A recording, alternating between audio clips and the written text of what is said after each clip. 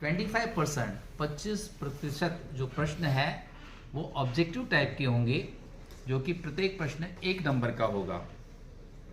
और इस बार जो 4 कोड होंगे, ABCD कोड है, उसमें 96% यानी 96% जो क्वेश्चंस हैं वो एक जैसे होंगे, सिर्फ उनका क्रम बदलेगा। और 4% प्रश्न ही हैं जो हैं वो अलग होंगे। और इसके लिए इस बार भी हमेशा की तरह फ्यूचर जो सिक्योरिटी फीचर्स हैं क्वेश्चन पेपर के अंदर, जैसे alpha numeric code, QR code और बाकी हिडन फीचर जो हैं वो पहले की तरह ही रहेंगे।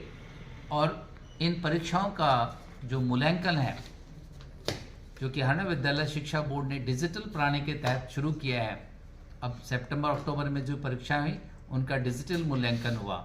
इस तरह से भी जो फाइनल एग्जामिनेशन है उनका भी मूल्यांकन हम डिजिटल प्रणाली से करवाएंगे, जो कि बड़ी सटीक प्रणाली है। Thank you. क्या डिजिटल प्रणाली में डिजिटल प्रणाली के अंदर सभी आंसर शीट स्कैन हो जाती हैं और वो कंप्यूटर के माध्यम से जो अलग अलग मूल्यांकन सेंटर्स हैं पूरे प्रदेश में, वहाँ पर अपलोड हो जाती हैं। जब टीचर्स लॉगिन अपनी यूज़र आईडी और लॉगिन करता है उसके अंदर यूज़र आईडी से, उसके बाद उसकी प्रेजेंट्स भी लग जाती है। और हर प्रश्न जो है जिसका उत्तर, अगर सबसे पहले तो वो जो भी कोड सिलेक्ट करना चाहेगा उसी कोड की उत्तर पुस्तिकाएं उसे मिलेंगी, तो कोई डिफरेंस कई बार A या B कोड में कोई कंफ्यूजन नहीं रहेगा।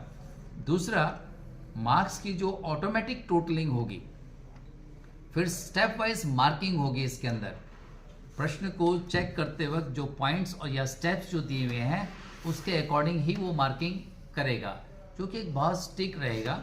दूसरा, कोई पेज अनचेक छूट गया है तो ऑटोमेटिकली जो सॉफ्टवेयर है कंप्यूटर का उसे बताएगा कि फलाना पेज अनचेक्ड रह गया है, उसे चेक करिए।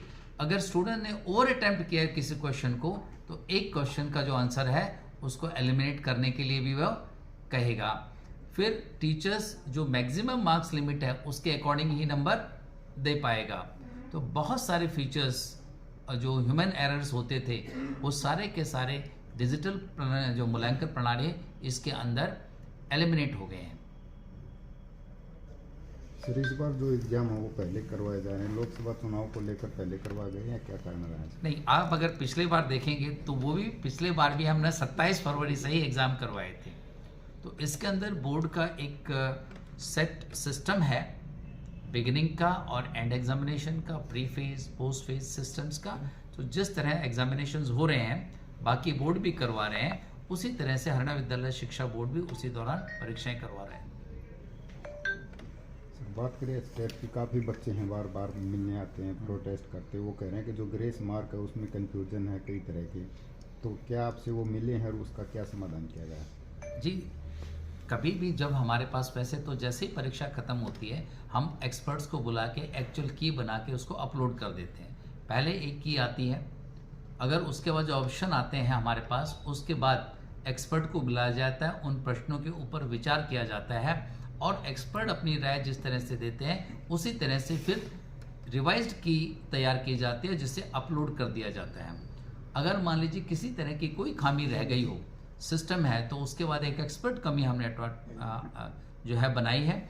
उस कमेटी के जो एक्सपर्ट्स थे, जो कि अलग अलग डिपार्टमेंट्स थे, सेकेंडरी से, सीनियर सेकेंडरी से थे, SCRT से थे, बाकी कॉलेज से एक्सपर्ट्स थे, उन्होंने जो अपनी राय दी उसके बाद हमने संशोधन किया है। और मैं समझता हूँ कि पूरा जस्टिस और पूरी ट्रांसपेरेंसी के साथ हमने रिजल्ट डिक्लेयर किया है, इसमें किसी तरह की कोई खामी छोड़ी नहीं है।